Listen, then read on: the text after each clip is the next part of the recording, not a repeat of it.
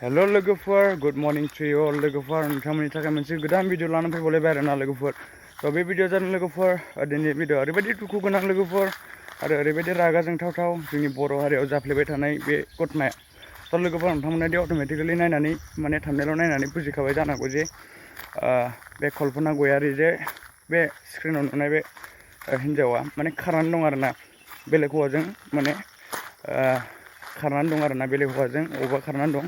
थ' बे हिन्जावखौ दाबो मोनफिननाय जायाखै